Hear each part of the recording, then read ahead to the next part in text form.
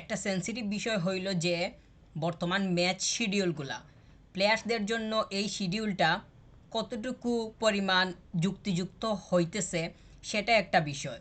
তাছাড়া প্লেয়ার্সরা মানে একটা ম্যাচ শেষ হওয়ার সাথে সাথে কতটুকু পরিমাণ সময় পাইতেছে আরেকটা ম্যাচের জন্য মাঠে নামতে, এই বিষয়টা নিয়ে তো মানে যারা এই ধরনের সিদ্ধান্ত গ্রহণ করতেছেন তারা কতটুকু ভাবতেছেন।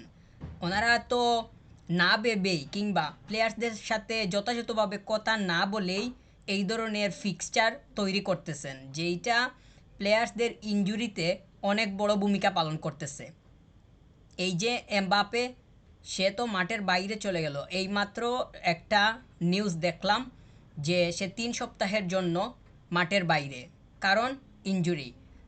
তার যে এই যে সে ইনজুর্ড হইল, এই ইনজুরটা হওয়ার পেছনে তার অবশ্যই মানে যতগুলা কারণ আছে এর মধ্যেই তো একটা কারণ হইল এই ধরনের চাপ। মানে সে কতটুকু পরিমাণ সময় পাইতেছে দুইটা ম্যাচের মধ্যে, একটা ম্যাচ শেষ করে সাথে সাথেই আরেকটা ম্যাচের জন্য প্র্যাকটিস কিংবা ট্রেনিং শুরু করতে হইতেছে। তো এই প্লেয়ারটা তো ক্লান্তি নিয়েই পরবর্তী ম্যাচে আবার মাঠে নামতেছে। তো পরবর্তী ম্যাচে যখন সে মাঠে নামতেছে তখন অন্য প্লেয়ার্সদের সাথে অর্থাৎ অপোনেন্টের সাথে যখন তার একটা সংঘর্ষ হবে, সাধারণ সংঘর্ষ হলেই তো তার ফিজিক্যালভাবে সে আঘাত পাওয়ার সম্ভাবনা অনেক বেশি থাকবে। আর ওই আঘাতটা যদি ছোটও হয়, তার যেহেতু ক্লান্তি আছে, ওই আঘাতটা এমনিতেই বড় আকার ধারণ করবে। যখন সে ন্যাচারাল অবস্থায় নাই, ফিজিক্যাল দিক থেকে যখন সে ন্যাচারাল অবস্থায় নাই, তখন একটা টুকা অর্থাৎ আলতো করে একটা ধাক্কা দিলেই তো অনেক বেশি মানে ব্যথা পাওয়ার সম্ভাবনা থাকবে। প্লেয়ার্স তো ঠিকঠাক মতো সে দাঁড়াইতেই পারবে না যখন সে অনেক বেশি ক্লান্ত থাকবে। তো এই বিষয়টা কতটুকু পরিমাণ মানে ভাবতেছেন যারা ডিসিশন মেক করতেছেন, এই বিষয়টা নিয়ে খুবই মানে গভীরভাবে পর্যবেক্ষণ করা দরকার বলে মনে করতেছি। কয়েকদিন আগেই তো রদ্রি সে ইনজুর্ড হয়ে মাঠ ছাড়লো। তো এই প্লেয়ারটা যে ইনজুর্ড হয়েছে, তারও তো ক্লান্তির কারণে এমনটা মানে অনেক বেশি প্রভাব পড়ছে। কতটুকু পরিমাণ দুইটা ম্যাচের মধ্যে সে সময় নিতে পারছে কিংবা যথেষ্ট পরিমাণ রেস্ট করে তারপর আবার মাঠে আসতে পারছে, এমনটা কতটুকু হয়েছে। তার এমন ইনজুর্ড হওয়ার পেছনে আমার কাছে মনে হয় যে এই টাইট শিডিউলগুলা অনেক বেশি পরিমাণ মানে কাজ করতেছে। তাছাড়া কেভিন ডিব্রুইনা হয়তো সে মাঠের বাইরে, তো তার অত মানে সে অনেক বেশি পরিমাণ মানে ইনজুর্ড হইতেছে তার কেরিয়ারে, সেটা ঠিক আছে, কিন্তু বর্তমান সময়ে যে ইনজুর্ডগুলা সব জায়গাতে হইতেছে, কেভিন ডিব্রুইনা থেকে শুরু করে কিলিয়ান এমবাপে, রদ্রি, বার্সেলোনাতে তো অসংখ্য নাম বলতে গেলে একদম শেষ হবে কিনা সেটা একটা বিষয়। তো এই প্লেয়ারগুলা এইভাবে যে গণহারে ইনজুরিতে পড়তেছে, এর মূল কারণটাই আমার কাছে মনে হইতেছে প্লেয়ারদের এমন বিজি ফিকচার। তো ফিক্সচারটা মানে এইভাবে রাখাটা আমার কাছে কোনোভাবেই যুক্তিযুক্ত মনে হইতেছে না। এইটা কোনোভাবেই লজিক্যাল হইতেছে না। প্লেয়ারদেরকে এখানে মানে মানবিকভাবে চিন্তা করা হইতেছে না, তাদেরকে মেশিন ভাবা হইতেছে। তো মেশিন তো সে ওরা তো মেশিন না, মানুষ। মানুষ হইলে তাদেরকে মানুষের মতো মানে যে এরকম ফিক্সচার তাদের সাথে যায় ওইটা দিতে হবে বলে মনে করতেছি। মানে এইভাবে হলে প্লেয়াররা এমনভাবে ইনজুরিতে পড়বে, পরবর্তীতে একটা সময় দেখা যাবে যে খেলার জন্য আর কেউ নাই, তখন হসপিটাল থেকে তাদেরকে আবার মানে ধরে নিয়ে আসা লাগতেছে খেলানোর জন্য। তো এইভাবে কিন্তু কোনোভাবেই চলতে পারে না। মানে এইটা নিয়ে তো প্লেয়ার্সরা কথা বলছে, আমি এখানে কথা বলতেছি বা আমরা যদি বাংলাদেশ তথা সাউথ এশিয়া বা এশিয়া থেকে যদি এভাবে কথাও বলি, এটা তো কথা হইতেছে, কিন্তু প্লেয়ার্সরাও তো আগে কথা বলছে। ম্যানুয়াল আকনজিও তো সে বলছে, আপনারা জানেন যে সে বলছে যে এইভাবে চলতে থাকলে দেখা যাবে যে সে 30 বছরে মানে অপশন নিয়ে নিতে হবে।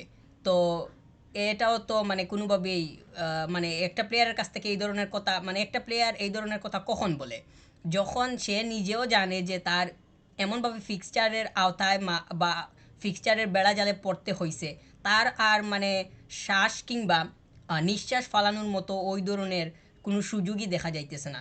একটা ম্যাচ শেষ হইতেছে, একটা ম্যাচ শেষ হওয়ার পর আরেকটা ম্যাচ শুরু হইতে মাঝখানে কতটুকু পরিমাণ সময় বর্তমানে আছে, এটা কিন্তু খুবই চিন্তার একটা বিষয় বলে মনে করতেছি। এইভাবে কিন্তু হইতে পারে না। মাঝখানে সময় বাড়ানো দরকার। দুইটা ম্যাচের মধ্যেখানে কম করে হলেও তো 72 আওয়ার্স থাকতেই হবে। মানে এইভাবে না হলে তো একটা প্লেয়ার সে সে তার ক্লান্ত শরীর নিয়েই পরবর্তীতে আবার মাঠে নামা লাগতেছে। তো পরবর্তীতে মাঠে নামলে তার তো মানে সে কোনোভাবেই স্বাভাবিক থাকতে পারবে না। তার আগের ক্লান্তি রয়ে গেছে, এখন আবার নতুন করে এসে 90 মিনিট খেলবে, এইটা তো কোনোভাবেই হইতে পারে না। তো এইটা নিয়ে আমার কাছে মনে হয় যে অনেক বেশি আহ, চিন্তাভাবনা করা দরকার। এইটা আবার পুনর্বিবেচনায় নিয়ে নতুন করে বা যেইভাবে সবার সাথে যায়, সব পরিবেশ পরিস্থিতি সব দিক বিবেচনা করে যেইভাবে হয় এইভাবে একটা ফিক্সচার কিংবা শিডিউল নিয়ে আসাটা দরকার বলে মনে করতেছি। না হলে প্লেয়ার্সরা এইভাবে একের পর এক ইনজুরিতে পড়তেই থাকবে। ইনজুরি এর সংখ্যা কোনোভাবেই কমবে না যদি এই শিডিউলটা এইভাবে থাকে। আজকে কিলিয়ান এমবাপ্পের এমন নিউজ পাওয়া গেছে, আগামীকালকে দেখা যাবে যে আহ, মানে বার্সাতে আবার বার্সেলোনা থেকে আবার আরেকজন মানে ইনজুরিতে পড়ে গেছে। পরবর্তী দিন দেখা যাবে যে ম্যানচেস্টার সিটি থেকে একজন, ম্যানচেস্টার ইউনাইটেড থেকে একজন। এইভাবে করে করে আমার কাছে মনে হয় যে প্লেয়াররা শুধু ইনজুরি হতেই থাকবে। এই ধরনের সূচির পরিবর্তন অতীব জরুরি বিষয় বলেই মনে করতেছি। এইটা কোনোভাবেই ফেয়ার হইতে পারে না। মানে প্লেয়ার্সদের কথা কতটুকু চিন্তা করা হইতেছে। প্লেয়ারদের সবথেকে মূল বিষয়, ফুটবলের সবথেকে মূল বিষয় হচ্ছে প্লেয়ার্সরা। তো প্লেয়ার্সদের কথাই তো সবার আগে চিন্তায় আসা দরকার। কিন্তু এমন ফিক্সচার নেওয়া হয়েছে যে ফিক্সচার নেওয়ার আগে প্লেয়ার্সদের সাথে মানে কথাই বলা হয়নি। তো এটা কোনো কথা হইল নাকি? এভাবে কোনোভাবেই চলতে পারে না। প্লেয়ার্সদেরকে সম্মান দেওয়া উচিত। সম্মানের চেয়েও বড় বিষয় হইতেছে তাদেরকে এমনভাবে সুযোগ দেওয়া দরকার যেই সুযোগের মধ্যে তারা যথেষ্ট পরিমাণ রেস্ট নিয়ে পরবর্তী ম্যাচের জন্য মাঠে নামতে পারে। না হলে কিন্তু এটা কোনোভাবেই যুক্তিযুক্ত কিংবা গ্রহণযোগ্যতা পাবে বলে আমার কাছে মনে হইতেছে না। ইতিমধ্যেই ফুটবলাররা কথা বলতেছে, প্লেয়ার্সরা তো তারা কথা বলতেছে, আর কথার সংখ্যা কি কমবে? কমবে না তো। ফিক্সচার যদি এভাবে বহাল থাকে তাহলে কথার সংখ্যা শুধু বাড়তেই থাকবে। তো এরই মধ্যে তো 6-7 জন কিংবা 5-6 জন ফুটবলার কথা বলে ফেলছে। আরও যদি এভাবে চলতে থাকে তাহলে দেখা যাবে যে আরও তারা সবাই কথা বলতেছে। তো এভাবে চলতে থাকলে কমিটি যদি, যারা সিদ্ধান্ত গ্রহণ করতেছেন তা ওনারা যদি ওনাদের সিদ্ধান্ত থেকে না সরেন আর এই ফিক্সচারটা বহাল রাখতে চান আর প্লেয়ার্সরা এইভাবে কথা বলতে থাকে তাহলে দেখা যাবে যে একটা দ্বন্দ্বের সৃষ্টি হয়েছে। আর এমনটাও হইতে পারে যে প্লেয়াররা তারা ঘোষণা দিছে যে তারা মাঠে নামবে না। তো এমনটা যদি হয় তাহলে তো বিষয়টা কীরকম হয়ে গেল, মানে বিশৃঙ্খলার একটা বিষয় তৈরি হয়ে যাইতেও পারে। তো এটা নিয়ে আমার কাছে মনে হয় এই ধরনের বিষয় নিয়ে ভাবা দরকার। ফিক্সচার এইভাবে রাখা কোনোভাবেই যুক্তিযুক্ত হবে না। বার্সেলোনার কথা যদি আবার বলি, এই বার্সেলোনা স্কোয়াডে যেই প্লেয়ার্সগুলো মানে বর্তমানে ইনজুরিতে আছে, যেমন ক্রিস্টানসেন, সে অনেক দিন থেকে ইনজুরিতে। তারপর পাবলো গবি, সেও ইনজুরিতে। তো এই দুইটা প্লেয়ার ধরলাম, এই দুইটা প্লেয়ার যখন ফিরে আসবে, মাঠে ফিরে এসে সে যখন এই রকম টাইট শিডিউলের মধ্যে পড়বে, তখন তো সে অটোমেটিক্যালি আবার ইনজুরিতে চলে যাওয়ার সম্ভাবনা থাকবে। সে এমনিতেই অসুস্থ অবস্থায় বর্তমানে আছে, যখন সুস্থ অবস্থায় ফিরে আসবে, ফিরে এসে এমন সূচির মধ্যে যদি পড়ে তাহলে তো তার সুস্থ থাকার সম্ভাবনাটা এমনিতেই বিলীন হয়ে যাবে। তো এইটা কোনোভাবেই মানে আমার কাছে মনে হইতেছে না ঠিক হইতেছে। অন্যদিকে ডানি অলমো, সে ইনজুরিতে পড়ছে, তার ফিরে আসতে কতদিন লাগে সেটা একটা বিষয়। তো ফিরে আসার পর তারও তো একই অবস্থা হইতে পারে ক্রিস্টানসেন পাবলো গবির মতো। তো এইটা তো কোনোভাবেই মানে এইভাবে তো চলতে পারে না, তাই না? আর এই যে কেভিন ডিব্রয়না, সে ইনজুরিতে আছে। রদ্রি ইনজুরিতে আছে। এখন নতুন করে গেল কিলিয়ান এমবাপে। তো এই প্লেয়ার্সগুলো কবে ফিরবে? কিলিয়ান এমবাপে তো একটা একটা নির্দিষ্ট সময় দেওয়া হয়েছে, যে একটা নির্দিষ্ট সময়ের হিসাব সামনে আসছে যে 3 সপ্তাহ। তো 3 সপ্তাহের মধ্যে চলে আসবে এরকম তো কোনো মানে নিশ্চিত কোনো গ্যারান্টি নেই, আরও বেশিও লাগতেও পারে। আর ধরলাম তিন তিন সপ্তাহের ভেতরে সে চলে আসলো 3 সপ্তাহের মধ্যে। তো 3 সপ্তাহের পরে আবার তার সে যখন এসে এইরকম টাইট শিডিউলের মধ্যে পড়বে তাহলে কি সে স্বাভাবিক থাকতে পারবে? তার তো স্বাভাবিক থাকার সম্ভাবনাটা এমনিতেই নাই হয়ে যাবে তখন আবার। তো এইভাবে তো কোনোভাবেই হইতে পারে না। এই রকম টাইট শিডিউল কিংবা দুইটা ম্যাচের মধ্যে এত কম সময় রিকভার করার মতো মানে পর্যাপ্ত কিংবা এনাফ টাইম না দিয়েই পরবর্তী ম্যাচ শুরু করাটা কোনোভাবেই লজিক্যাল হইতে পারে না। এইগুলো নিয়ে অবশ্যই যারা সিদ্ধান্ত গ্রহণ করতেছেন তাদের আরও বেশি বেশি করে ভাবা দরকার। প্লেয়ার্সদের সাথে টেবিল টকিংয়েরও প্রয়োজন আছে বলে মনে করতেছি।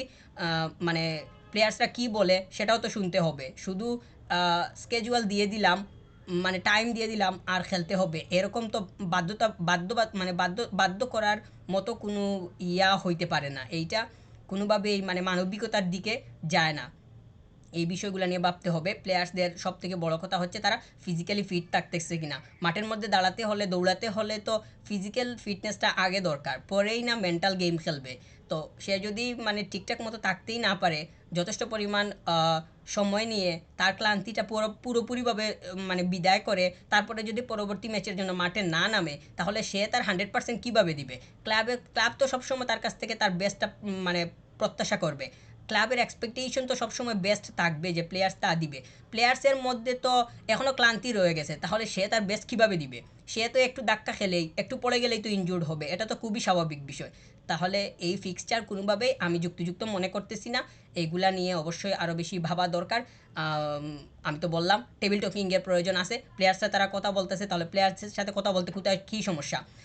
প্লেয়ার্সদের সাথে বসা উচিত, যারা ডিসিশন মেক করেন ওনাদের আরও বেশি সচেতনতার সহিত অনেক বেশি সৃজনশীলতার পরিচয় দিয়ে তারপরেই সিদ্ধান্ত নেওয়া দরকার বলে মনে করতেছি। এভাবে চলতে থাকলে প্লেয়ার্সদের এমন ইনজুরির সংখ্যাটা এমনভাবে বাড়বে, দেখা যাবে যে স্কোয়াডের অর্ধেক খালি হয়ে গেছে প্রত্যেকটা টিমের। তো এইভাবে কোনোভাবেই চলতে পারে না। আমার কাছে মনে হয় যে এইগুলা নিয়ে চিন্তা করা দরকার, কথা বলা দরকার। এইভাবে কোনোভাবেই ফেয়ার হইতে পারে না। আর কথা বললে অবশ্যই একটা সমাধান আসার সম্ভাবনা থাকবে বলে মনে করতেছি।